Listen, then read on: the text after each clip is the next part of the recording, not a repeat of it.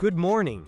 We're just starting out, and we already have to complain a bit. First, you need to check the operation of elements such as air conditioning, audio system, or broadly understood electrics, because there are problems related to them, including with the parking brake or hill start assist system.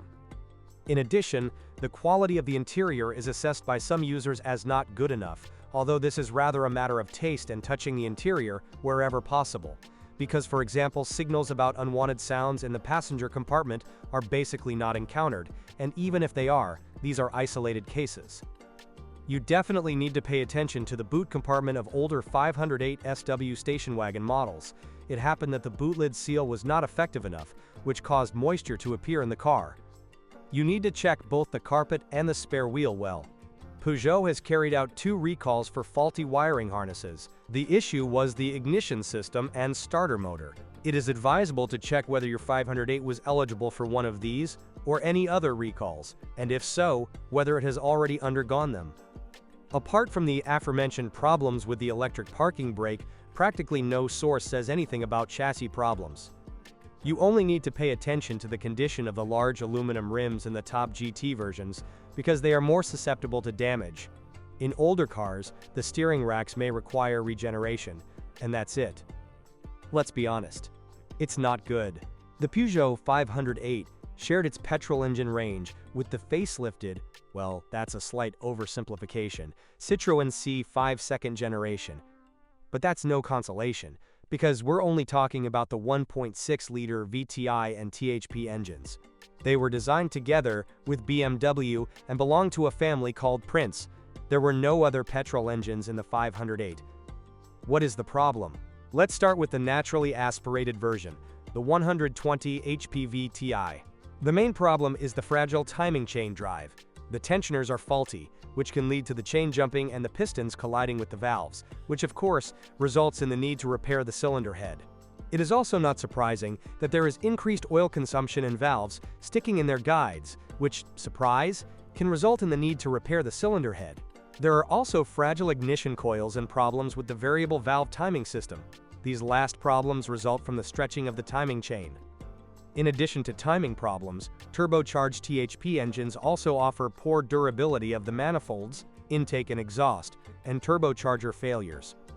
It is worth bearing in mind that if for some reason someone was interested in the naturally aspirated 1.6 VTI engine anyway, they would have to limit themselves to pre-facelift cars. This engine was installed only until August 2014, i.e., until the introduction of the restyled version. The 508's diesel engine lineup was exceptionally rich, with power outputs ranging from 112 to 204 horsepower, plus a hybrid, 163 horsepower diesel, plus 37 horsepower electric. Apart from the hybrid, you could buy 1.6, 2.0, and 2.2 HDI versions, but the older 1.6 versions with 4 valves per cylinder were no longer offered. Only versions with 2 valves per cylinder, usually considered slightly more reliable. All diesel engines are worth recommending here, although of course not to the same extent. For example, 1.6 HDI 112-120 HP in some versions called eHDI or Blue HDI are proposals rather for calmer drivers, but they do not scare with sudden failures. Others prefer to remove the oil filter sieve from the pipe due to its tendency to block, but after such a procedure, the quality and condition, purity of the oil become even more important. Then an oil change in the long life mode, i.e. every 2 years or 30,000 kilometers, is absolutely out of the question. Not that with the sieve installed, the long life mode is particularly wise. The last recurring problem in 1.6 HDI are the washers under the injectors. If they need replacing, you will certainly feel it, because then you can smell diesel oil in the car. The 2.0 HDI 140-180 HP can be spoken of mainly in superlatives. Yes, there are problems, but they do not go beyond the diesel standard. Usually we are talking about injectors, high-pressure pumps, or exhaust gas recirculation valves, EGR. There may be problems with starting and running the engine in winter. On the other hand, wet particulate filters should not cause problems, but you have to remember to top up the liquid, supporting the combustion of soot. Sometimes after greater mileage, camshaft wear occurs. The 204 horsepower 2.2 HDI engine is based on the 2.0 HDI unit and has similar faults. However, it is slightly more expensive to service due to the price of some parts and uses slightly more fuel, with performance only slightly better than the 2.0 HDI 180 HP. The good news is that the Peugeot 508 did not use a biturbo version. The only available engine here, the 2.2 HDI, has a single turbine.